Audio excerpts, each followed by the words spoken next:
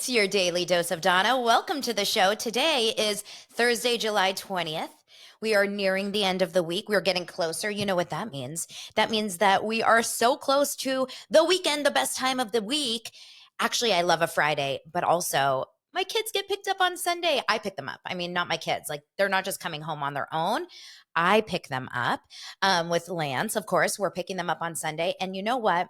I have to shout out Lance because this is not like, okay, men and women are different. Moms and dads are different. And I don't know about your home, if this is the case in your home, and if you are in a heterosexual versus a gay or a lesbian relationship, maybe it's a little bit different. But I'll tell you, in my home, Lance could not have been happier to have the kids go to camp and not be home.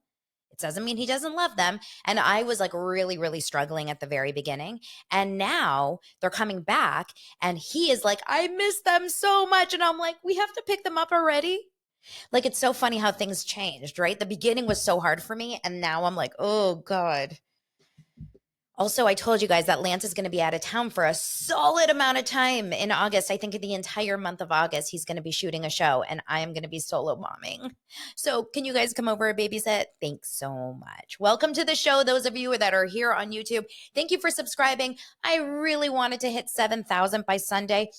But considering that I'm almost at I'm at 6,600 subscribers on YouTube, I'm not sure if I'll get there, but maybe today will be the day. If you guys want to hook a sister up, subscribe to the YouTube show below, say hi, give it a thumbs up if you are listening to the podcast or on Spotify, just jump over to the YouTube. It's in the show notes and just subscribe and then leave it alone. Never see it again. If you are watching on TikTok or following over on TikTok, welcome. You know, I go live every day at the same time when I'm doing this. And okay, I know people struggle when their kids go to camp. I get it. I struggled too. Like, I had a really hard time. And then when I found out that one of my kids was struggling halfway through, that was last Thursday. I didn't share it with you guys, but I had literally, when I tell you, one of the hardest nights of my life, hearing that he was having a hard time at camp. It was really hard. So, okay. But we're not here to talk about our kids at camp. We're here to talk about other people's kids who put them on reality TV shows, right? Like, what is this? By the way, you guys, if you have joined the Patreon, I released a Patreon episode yesterday, and then I released an addendum to an additional little tidbit to the Patreon this morning. Make sure to sign up. It's only $5 a month just for extra episodes. I think I want to do a couple deep dives and then about different shows too. And then it's $10 a month for all that extra content. Plus, you get a shout out on the show. Plus, you get to join a Zoom with me and do live happy hour once a month, which is so fun because then we just get to get a little buzz together. Okay, couple notes. Tomorrow morning, Bravocon is officially releasing their tickets to sell, to buy. Those of you that don't know, Bravocon is this year, November 3rd through 5th, and it's held in Vegas, which I'm so lucky because it's close to my house. It's a drive away or a quick flight, but it's definitely going to be, it's challenging for any of you guys that are on the wet East Coast. It's challenging even for me because, you know, when you have kids, childcare, and it's expensive. I'm lucky we have a timeshare on the Strip, literally on the Strip, so I don't have to pay for a hotel room, which is really cool. But I'm definitely going to be in Vegas. But here's where I'm struggling, you guys. I had a moment where I was like, I don't know if I want to buy tickets to Bravocon. Is that weird? So I need to know from you guys. There's 2 tickets. I don't know all the details. There's Bravocon, experts. There's people that are on the Bravocon Facebook group, like so many people. It's about $500 for a regular general admission ticket and $1,200 for a VIP ticket. That doesn't include taxes and fees. Okay. So we're talking probably about $600 to $700 for the general ticket and then $1,200 to $1,500 for the VIP, I would imagine. Okay. They're also going to have upgrades, etc. I am thinking, what if I go to Bravocon in Vegas, but I don't actually go to Bravocon? Instead, I lay out by the pool a little bit. I go shopping. Oh, it's November. I don't know how warm it will be. I drink, I gamble, and I meet you guys. And see people in the lobby. And I'll be at the Caesars area. So I'll see people. But I don't need to be in the room where it happens. Now, I am not 100% decided, But I just think that there's a part of me that feels like it's a lot of money to just be one of the thousands of people trying to be part of something. And I don't know if I have that in me. If I could get like some sort of a press ticket or whatever, shout out Andy and Bravo. If you want to give me some sort of a press pass, I would do it in a heartbeat for you guys because then I could get all the dirt. But I don't know. I don't know. I'm on the fence. I should talk to some of the other content creators out there. So, dosers, tell me what you're going to do. If you're planning on going to BravoCon, are you buying the tickets? What are you doing? Tell me, let me know. And really, we need to get on planning something for a private event, like not private, but like a meetup at a bar. Okay. Now let's get into the stories. Okay. Let's get into some stories. Where do we want to start? Jon and Kate +8 are all over the news, and I'm so obsessed with this story because I was such a fan. And I told my my Patreon or my Facebook group, Daily Dose of Donna, that I think what I'm going to do is I'm going to do an entire Patreon episode deep diving this. There is a website, not a website, there's an Instagram account out there called, I think it's Not the Crystal Ball, and she deep dives some crazy stuff that's come out. So there's this Vice show called The Dark Side of the 2000s, and the first episode is all about Jon and Kate. I'm watching it right now. I'm going to deep dive it for you guys. I'm not going to do an entire, hold on. I felt like I was going to cough. I'm still going to cough. Excuse me. I'm so sorry. I'm not going to do an entire Jon and Kate episode for you guys here on the public show because I don't know how many people are in it. But I will say, like, stories are coming out. Colin, who is one of the six tuplets, has now spoken out how he, you know, was abused, he was isolated from his family, he was sent to mental health treatment, et cetera, et cetera. His sister, one of his sisters, Hannah, corroborates that story, lives with him and Jon, which is the dad, and talks badly about how they were raised. Now, Maddie, I don't know if you guys remember Maddie. Maddie was one of the older ones. There was twin girls, Maddie, and who was the other one? Obviously, I'm going to find out for you guys. I'm going to do all the research. But Maddie has come out on her Instagram stories and spoke out and basically said in you know, in her Instagram stories that she accuses Colin of physical violence and hate speech after he has claimed that the mom, Kate, has abused him as a child and turned his siblings against him. So Colin has come out and spoken out against Kate. Jon Gosselin has also spoken out against Kate. Hannah has also spoken out against Kate. Now, Maddie, who's the oldest, one of the oldest, has come out and said, this is not true. I have never wanted to speak about this in order to allow my brother to live privately after the conclusion of our family's TV show, but I've been overwhelmed by hate messages in the last few days. I feel like I must set the record straight. Kara is the twin. Thank you. Kara was the quiet one. Maddie was the loud one. Remember that? She was kind of like sassy. Then Maddie says, I do not owe my allegiance to any person who has physically threatened me and every member of my immediate family. Some incidents as recent as last year, she continued. Further, I will never allow someone who has exhibited hateful and even violent behavior towards others based on their racial identity, gender identity, or religious beliefs to be in my life. So, you know, clearly she is saying that Colin has done this. Here's what I think. There is very clear evidence that Kate used to spank her kids. We know this for a few reasons. We know this because, and like I said, full deep dive I'll do on my Patreon either by the end of this week or next week, depending on my time. But I think I could probably get it done tomorrow.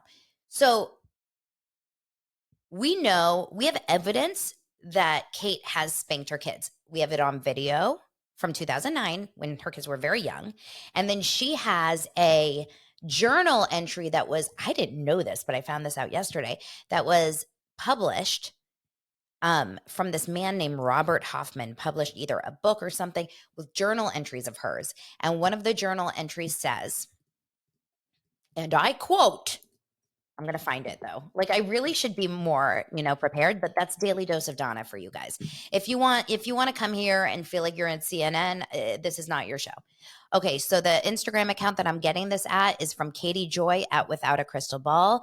Shout out Katie Joy. Do you want to be a guest on my show? Let's chat. There is a Kate's journal entry from July 6th, 2006. She says, we ate tacos for dinner and then went to Target. We got the usual stares and conversation. The six, most of whom have never been to Target, were very good. Maddie was grouchy and received a few spankings with the spanker that newly joined the emergency supply stash in the big blue bus. She eventually happied up. What the hell? We know these are her journals because she sued the author when the book was released and never denied the authenticity. So it's definitely Kate's journals. Wait, by the way, drink, Candace Cameron, shout out. I look like Candace Cameron. She also has, in another journal entry, she says this. Today, this is September 5th, 2006. I believe the kids are 2, okay? 2-year-old boys. Today, I was officially a horrible mommy. 2-year-old, 6 tuplets, all of them. Welcome 100 people on TikTok. I failed all the way. I was absolutely awful to Colin, who was awful to me. He does things just to irritate me. I told him at one point to sit in the corner one of a million times, and he disregarded me and threw the one gate on the floor. I am too rough with him, and the girls see that. I feel so guilty that I treated him like that I will set out tomorrow to be a better mommy. Okay? Do you remember watching the show? She would walk around with like a stick, and she would walk around with all kinds of things. Like it was always, wait, what is happening that I'm seeing? Everyone's saying, oh my God, what am I missing? I remember one of my nursing friends told me she purposely had 8 kids to be famous. I wouldn't put it past her for a second. She is a mess. But I feel like every time I read these articles, or these journals, I feel like I have to go like this. I should have a Kate Gosselin wig. I'll tell you guys a really funny story. When I first met Lance and started dating him, and then like we got married, I remember he said, the one thing that I will never stay with you for, never, is if you cut your hair like Kate Gosselin. If you know Lance, you know he's having fun and we're having fun. So don't come out and be like, oh my God, you married Jonah Hill. I didn't. Okay. So hold on. Let's go back to this article. So one more journal entry I'll read for you, and then I'll be done here. Wednesday, May 16th, 2007. Remember, the 6 kids now are 3, and I think the older kids are like 6, right? Today, I think I crossed the line with the kids. This is Kate Gosselin's words. All was sort of fine up until nap time. During nap time, Alexis and Joel trashed their room twice and were spanked both times. They had to stay in their beds for a long time, and when I allowed them to come down with everyone else, and 5 minutes later, they were into the M&Ms with Colin, and I really lost it. I pulled Colin up by the hair, and I spanked them so hard. I love them so much, but I was so angry with them. I put them back in their beds for their safety, and I've apologized many times, but I still feel very, very guilty. I love them, and I saw my dad and myself today, and that really scares me. Lord, I am begging you to help me be a loving, caring, kind, and slow to anger mommy. Please stop me somehow from hurting my kids and help me to be slow to anger. I love them so much. Help them to obey me and not get into trouble, please, Lord. Amen. Okay. So here's what I'm going to say about this. I am not here to judge angry moms. I have yelled my heart out. Try having 2 boys. It's like, and I can't imagine having 6. I can't imagine. Stop writing in your journal and praying to God. I'm just going to say that. And I'm sorry if I'm offending anyone that like thinks that is going to be the answer. Go to therapy. If you see yourself continuously getting so angry that you're abusing your children, spanking them, being too angry, shaking them, doing things that you are not proud of at the end of every single night, stop praying to God and go to a therapist. I did. I really did. I'm not going to lie. I was going to a therapist on and off at that time, but one of the things I talked about was like, I lose my temper so easily around, and it was especially around one of my kids. And it was because he was not like listening to me, and he was a baby and he was crying all the time, and it made me insane. So I don't, like I said, this is not a judgmental thing against moms that lose their mind. Like, that's a normal part of parenting. You're not supposed to, or it's not expected that you're just like, namaste, child. There's no gentle parenting in this household. But also, I wasn't abusing my kids. I wasn't spanking them. I wasn't like losing my ish. By the way, I did get spanked a couple times as a child. I'm just going to say, but I'm okay. I'm okay. Anyway, the whole dynamic between kids and their parents, it's so effed, it's so hard. And I literally, and I can talk to you guys about Patreon about what's going on in my personal situation with my dad. But I had a moment where I was like, it's okay to cut ties with your parent if if they weren't there for you, right? We're talking about Jon and Kate +8. Anyway, I will do the deep dive on my Patreon after I watch the Vice story, and we'll go real deep into this. But in my opinion, my gut feeling is Maddie, the 22-year-old, is scared shitless of her mom still to this day, feels the need to protect her, maybe has a little bit of a revisionist history. She's 22. And I think that we don't hear from Kate that often, but I think that someone thought I was Candace Cameron again. I think that, she's protecting her mom. We've all done it, right? We've all done it. Okay. Maybe not like in that case, but okay.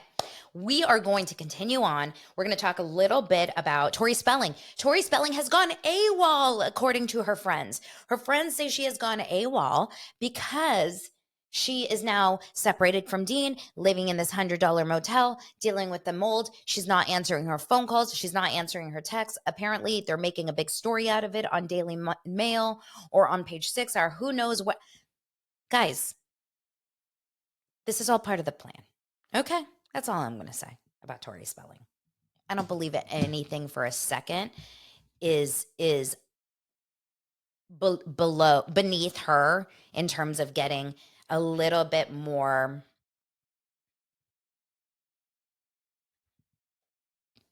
press. I had to like think for, if you're watching the YouTube, like you saw me do a lot of physical activity to come up with that word. That's what I think. You listen to Flatten the Curve. I listened to her podcast, She's Alive. Of course she's alive. Of course she's alive, y'all. She is here. She is definitely in on this, okay? She's not AWOL. And by the way, like, how many times have you not responded to a friend's text when you're going through stuff? Sorry, it's not the end of the world. Okay, let's move on. We got a little berated, and this is what I need to know from you guys. Let's talk Vanderpump Rules for 2 secs. Vanderpump Rules is now confusing the crap out of their audience. Why? Because no one knows what the F is actually happening and why Sandoval has now become part of the crew. In this picture, in these multiple pictures that have been released because of fans, because of paparazzi, because of just people taking photos, people are out there and they're taking photos of Sandoval hanging out with the crew. They're up in Lake Tahoe first. Lisa has a new restaurant opening. You guys told me that. I didn't know. And Sandoval is in the videos. He's part of the picture. One fan took a picture of literally, it's like 12 people. And right at the edge of the picture are Sheena, Sandoval, and Brock. So Sandoval is actually in between Sheena and Brock. Okay. Arms around each other. This is what bothers me.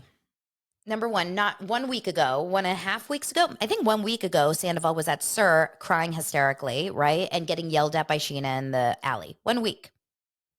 1 week, 2 weeks. Now, all of a sudden, they're posting these videos and their photos. They're clearly together. Yes, I understand they're shooting a show. Yes, I understand they have to.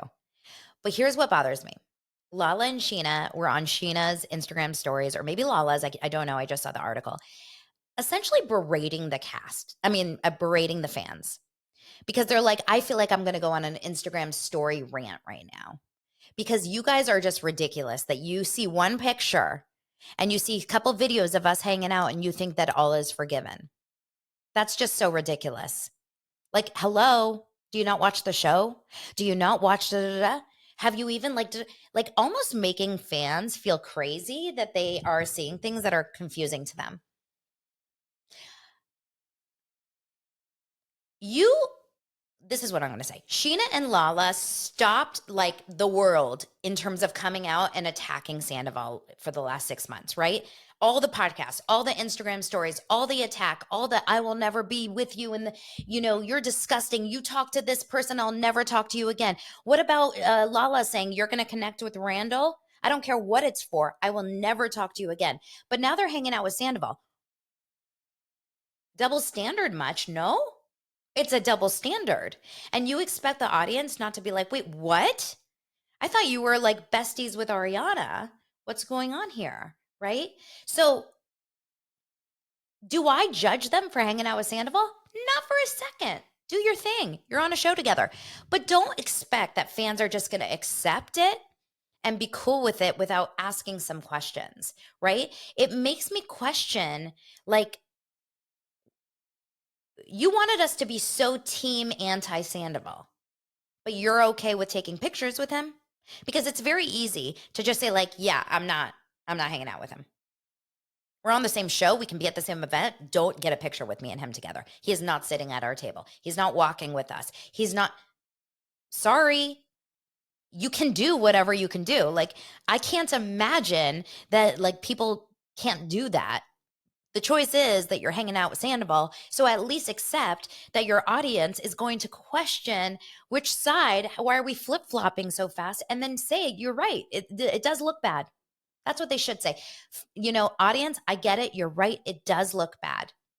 But things happen.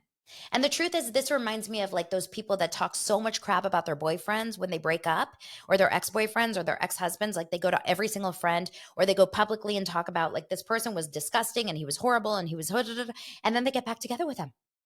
And they expect us to just like accept and be cool. It's a little bit off, right? And I think the majority of Instagram, like Bravo Instagram watchers, feel the same way. Like, what's going on here? Now, has he completely, and this is what I'm dying to know, because Raquel was finally pictured. I wonder how much that person got for that picture. A photographer got a picture, the first picture of Raquel in months, outside in Tucson, walking. She's wearing a hat that says "Be good to people" or "Do good things," or what was her hat? I talked about it on my Patreon yesterday. And she's and be a good person. Thank you. I love you guys. Be a good person. And she clearly has no spray tan. She doesn't look like she's been filled with lip fillers. She doesn't look like she is, dressed nicely. I think she's definitely looking casual. I don't know if this is intentional or not, if she knew the camera was there or not. Who knows? That person made a lot of money, I can tell you off that photo. But what do you guys think here? Do you think that Sandoval has completely cut ties with Raquel intentionally to get back in with the crew? Because if he's still in any cahoots with Rachel, can I just call her Rachel now at this point? We can call her Rachel, right? If he's still in any cahoots with Rachel, I don't think that there's any chance that they're going to accept him back. But maybe I'm wrong. Oh, your answers are so funny. No, yes, no, no, yes, no, yes, no, yes. So let's do a poll. I'll do it on TikTok live right now for the 100 of you guys that are here. And then I will ask you guys in the YouTube feed to let me know what you think. The question is, do you think Sandoval and Rachel are still together? And you guys are going to answer for me. I can't finish the word together, so you're going to have to just get it. Okay. Yes, no. There you guys go. All right.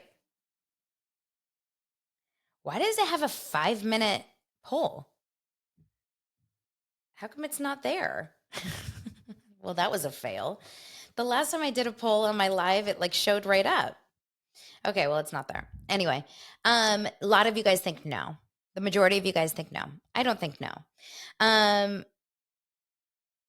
you guys see the poll? Interesting. Okay, so I didn't like that. I didn't like the Lala and Sheena shame. I felt like it was a little bit not cool. You have to understand. Okay, you guys can see the poll. 72% no. Yeah, keep telling me what the numbers are, you guys. Thank you.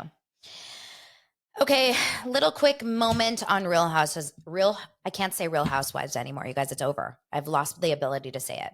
I'm going to say RHOC. Housewives. OC Housewives. Let's talk about it.